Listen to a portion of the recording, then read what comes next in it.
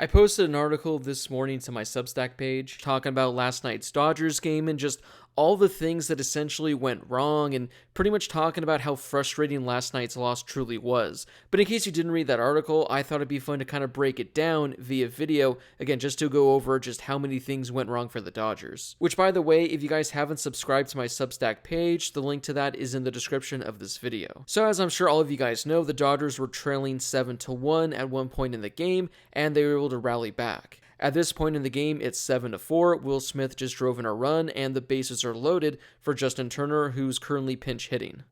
So at this point, Justin Turner, he smacks one down the left field line. He brings in 2 runs. He's just safe at second base. I just wanted to show this play really quickly because this is clearly a fair ball. He knows it right away that it's a fair ball, and he's jogging right out of the batter's box. I mean, he's barely moving as if this is going to go all the way to the fence and it's going to be an easy double.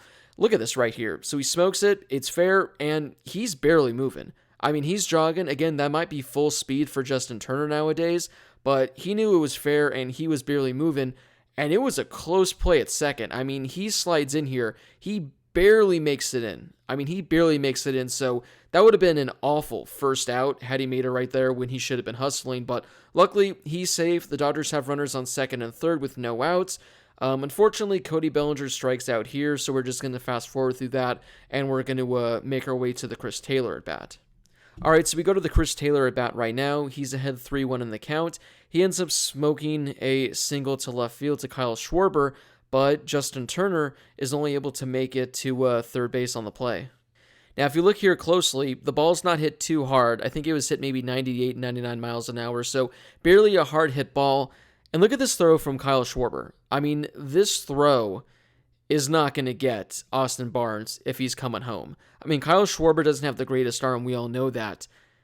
If Austin Barnes is on second base, he's scoring right here. He's scoring the go-ahead run, but instead, it's Justin Turner, who clearly is getting, the hold sign from Dino. We'll go back right here and take a look at it. All right, so right about here, Dino's throwing up the hands. Justin Turner's not even at third base yet. Justin Turner's not even at third base, and Kyle Schwarber just picked up the ball. So if this is Austin Barnes, you'd have to imagine at this point, he's probably a good 10, 15 feet, maybe past third base at this point. And again, with how bad the throw is from Kyle Schwarber, I think Austin Barnes scores there. So Justin Turner doesn't score, and it's at this point in which Dave Roberts goes to Austin Barnes to pinch run for Justin Turner. Hanser Alberto's in the game. He's pinch hitting for Gavin Lux, which I like the move right there. Hanser Alberto, he doesn't strike out. He makes contact, and you need to put the ball in play, and you need to get the run in from third. Now, in the very first pitch, he tries to bunt, and it goes foul. I'll just say this. I like the bunt attempt. I mean, if you get a good bunt down, Austin Barnes is likely scoring from third base. The go-ahead run scores, and you're in the lead. You avoid the double play. You avoid anything else potentially going wrong. So I'm all for the bunt right there. I thought it was a smart move. Unfortunately, he couldn't get it down. Where the problem that I really had was the fact that he tries to bunt again now. The infield, they're anticipating it now. They know that he just tried to bunt, and they're probably thinking maybe he's going to bunt again. So on the very next pitch, what does Hanser Alberto do? He tries to bunt. Rhys Hoskins comes in. He flips it to JT Realmuto, and Austin Barnes is gunned out at home. I mean, it's not even close. I mean, Austin Barnes is out by a mile. Look at Austin Barnes. Look at him right over here. He's only a few feet off of third base while the pitcher's already in his windup. I mean, either Austin Barnes had no idea that Hanser was going to be bunting again, or Hanser decided, I'm going to test my luck again, see if I can get a bunt down. But if that's the play call right here, Austin Barnes needs to be at least right here. I mean, he's got a good gap between him and third base. He needs to be right around here or so, especially, again, if the call was to bunt. Because when Hanser gets this bunt down, Austin Barnes pretty much has to go 80 feet, and it's not even close. I mean, not even close. So, again, I'm not a huge fan of bunting for a second try, again, assuming that the infield defense already knew what was coming. But if you're Austin Barnes, you got to have a much better lead than this. Again, he's thrown out by a mile. It's an ugly play at the plate. Overall, just a very ugly play. I mean, poor guy. The guy just eats shit right here. But, I mean, that was an ugly play. The Dodgers still had a chance, though. They ended up loading the bases for Freddie Freeman with 2 outs, but He wasn't able to get the job done. He fouled out, and this game went into the ninth inning, and that's when things really, really, really, really got bad. I mean, that's when things really got bad for the Dodgers. So for some odd reason that I don't know, Daniel Hudson gets the ball in the ninth, not Craig Kimbrell. Not the Dodgers closer, not the guy that's making $16 million a year.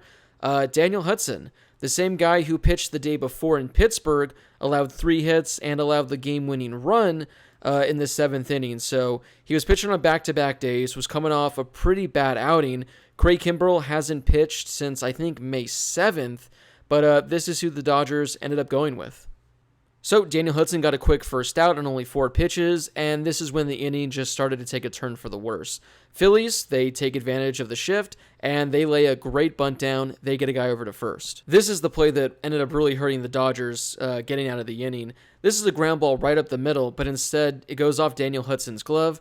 Trey Turner ends up going to first. The runner's safe. I mean, if Daniel Hudson doesn't make any contact with this ball, that's going right up the middle. I don't know if the Dodgers are going to be able to turn 2, but they're at least going to be able to get 1 out, I think. I mean, it would have been hit right here. You at least touch second. Again, based on how everything's going, I don't know if they're going to be able to turn 2, but you have to assume the Dodgers are going to be able to get at least 1, maybe 2, but at least 1 out. Instead, they're not able to get even 1 out, and the Phillies have runners on first and second with 1 out. Then Daniel Hudson falls behind in the count. He throws a pitch here that is honestly borderline that's being called all night. I mean, that's been a strike 5 to 10 times, so he doesn't get the call. I get it wasn't a complete strike, but that call has been being called all night. I mean, look at this pitch.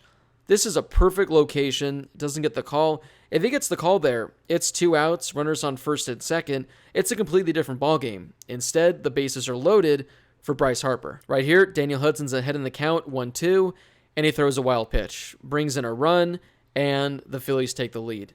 Again, just something that shouldn't have happened. Again, the walk, the ball going off his glove, the bunt.